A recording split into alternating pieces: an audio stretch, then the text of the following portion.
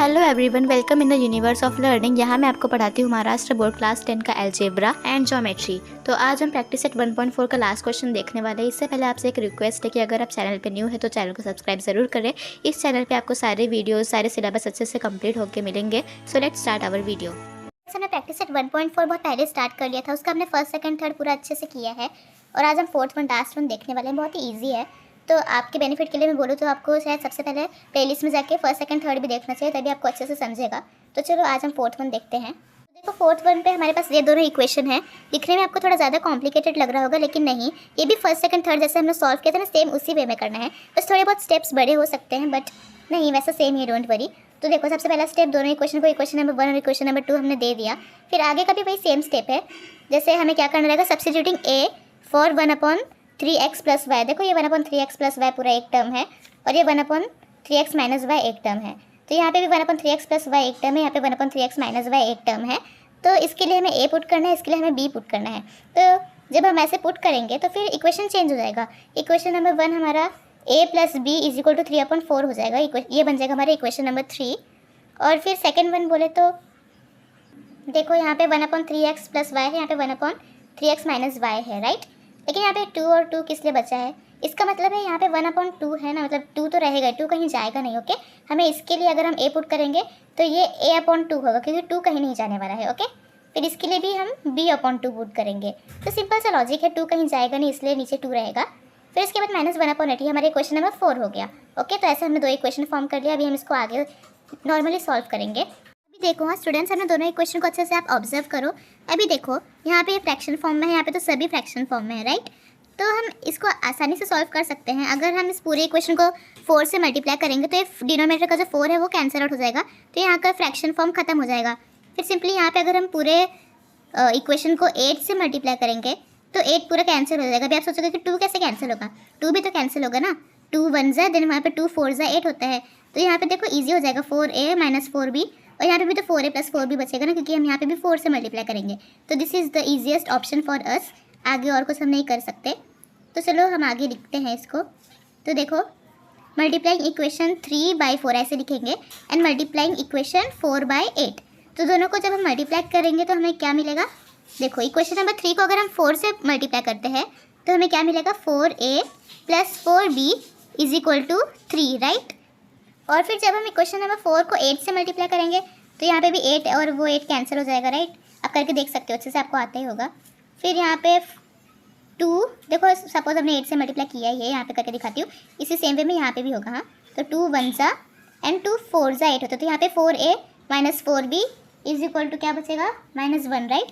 तो 4a minus 4b is equal to -1। ये हो गया हमारा इक्वेशन नंबर 5 और ये हो गया हमारा equation number 6। It was very easy.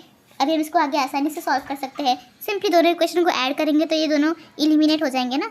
तो हम दोनों इक्वेशन को पहले ऐड करेंगे, फिर उसके बाद कोई भी इजी क्वेश्चन में जो वैल्यू मिलेगी हम सब्स्टिट्यूट करेंगे and all those thing. Equation number 5 equation number 6 को हम ऐड करेंगे, एडिंग इक्वेशन 5 एंड 6।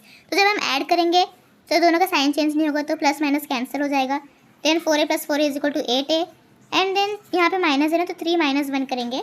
3 - 1 क्या होता है, ऑब्वियसली 2 ही होता है। 3 - 1 2 एंड देन देयरफॉर a की वैल्यू क्या, 2 तो यहीं पे रहेगा, फिर 8 को यहाँ पे शिफ्ट करेंगे। फिर देयरफॉर a की वैल्यू क्या आएगी, 2 1 जा 2 4 जा, राइट। तो a की वैल्यू क्या मिली हमें, 1/4। इसको हम किसी अच्छे इक्वेशन में पुट कर सकते हैं, जैसे कि इक्वेशन नंबर 3 या किसी से भी कर सकते हैं। इक्वेशन नंबर 3 में नहीं कर सकते, हाँ सॉरी, क्योंकि इक्वेशन नंबर 3 4 को ही तो हमने आगे बदल के 5 और 6 में किया था। तो हम आइदर 5 में करेंगे और 6 में करेंगे। ओके, तो आई थिंक हमें 5 में करना चाहिए, तो फिर माइनस का झंझट नहीं रहेगा। यहाँ पे दोनों जगह माइनस है, तो फिर we will write substituting the value of a is equal to 1/4 in equation number 5। तो अभी देखो a is equal to 4 in equation number 5 substitute करेंगे। देखो अभी इक्वेशन नंबर 5 कैसा है, 4a plus 4b is equal to 3, right. तो simply हमें a की जगह पे 1/4 पुट करना होगा। तो a की जगह पे हम डायरेक्ट इंटू 1/4 लिख सकते हैं, plus 4b is equal to 3। अभी आगे देखो ये 4 कैंसिल हो जाएगा, तो यहाँ पे 1 बचेगा, उसको हटा मत देना, 1 लिखना है, ज़रूरी है। ओके, अभी आगे 4b इधर रहेगा, 1 को वहाँ शिफ्ट किया तो -1 हो गया। Therefore 4b is equal to 3 - 1 क्या होता है, 2 होता है, right. Therefore b is equal to 2 वहीं पे है, 4 को नीचे शिफ्ट किया तो 2 1 जा 2 2 जा।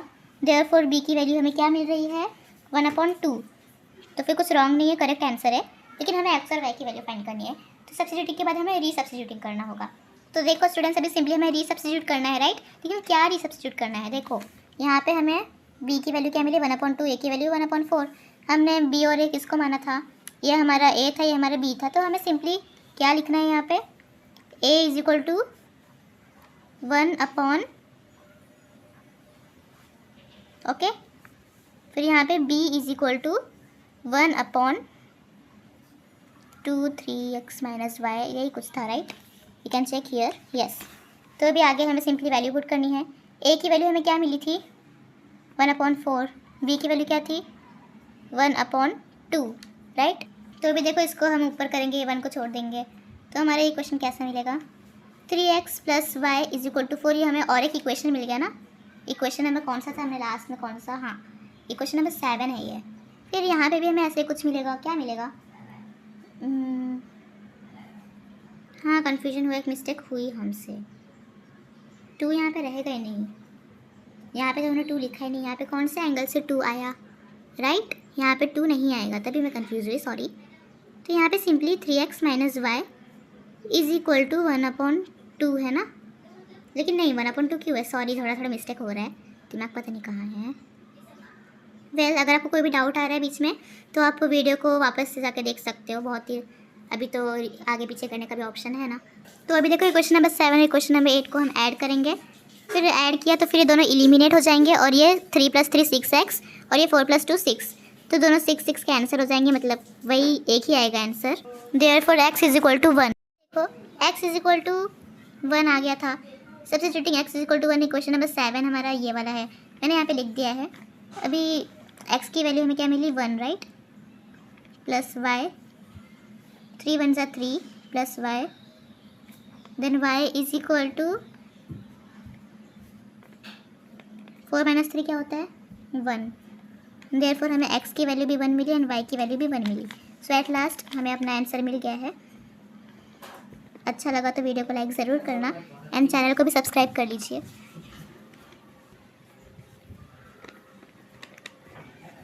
सो x एंड y दोनों की वैल्यू हमें 1 और 1 ही मिली है, okay. So thank you so much and bye.